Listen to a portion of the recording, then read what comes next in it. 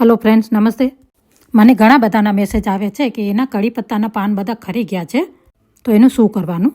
તો શું તમારો કડી પત્તાનો પ્લાન્ટ આવી રીતે થઈ ગયો છે? મારો પણ જુઓ, તમે અત્યારે એક પણ પાન નથી. તો એને હું શું કરું છું, હોમમેડ સોલ્યુશન બનાવું છું. એનાથી સ્પ્રે કરી અને અડધી કલાક માટે રહેવા દઉં. હું જે હોમમેડ સ્પ્રે બનાવું છું એ તમારે શીખવું હોય તો મને કોમેન્ટ કરજો. અડધી કલાક બાદ આવી રીતે ધોઈ દેવાનો. ધોઈ પછી પાણીનો ભાગ સુકાઈ જાય એટલે એને અંદર મૂકી દઈશ. પછી જુઓ, આવી રીતે એને કટ કરવાનો. આવી રીતે બધી સ્ટેમોને કાપી લઈશ. હજી તમે એનાથી ડીપ કટ પણ કરી શકો છો. જો આટલી સ્ટેમો મેં બધી કટ કરી લીધી છે. હવે જેટલી સ્ટેમો આપણે કટ કરી છે ત્યાં ઉપર એને હળદી લગાડી દેવાની. આપણે જે કુકિંગમાં યુઝ કરીએ ને એ જ લગાડવાની છે. એ લગાડી દેવાથી શું છે, એના પર ફંગસ ન લાગે એટલા માટે.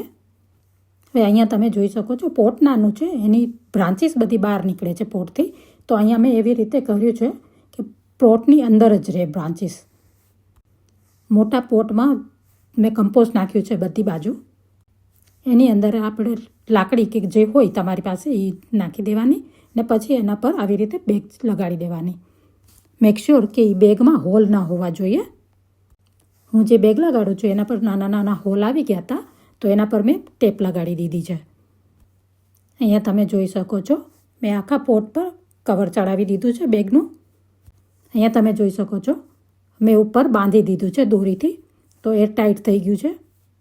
એવી જ રીતે 5 વીક પહેલાં બીજો કડી પત્તાને મેં આવી રીતે બાંધ્યો હતો. તો તમે જુઓ, તો એકમાં કેટલી બ્રાન્ચીસ 2 થી 3 આવી ગઈ છે. એવી જ રીતે બીજા કડી પત્તાના પોટને પણ આવી જ રીતે કવર કર્યા છે. પેક કર્યો છે અને 3 દિવસ થયા છે, પણ જુઓ તમે, થોડું થોડું ગ્રીન દેખાય છે ને. હું આશા રાખું છું કે તમને આ મારો વિડીયો ઘણું હેલ્પ કરશે.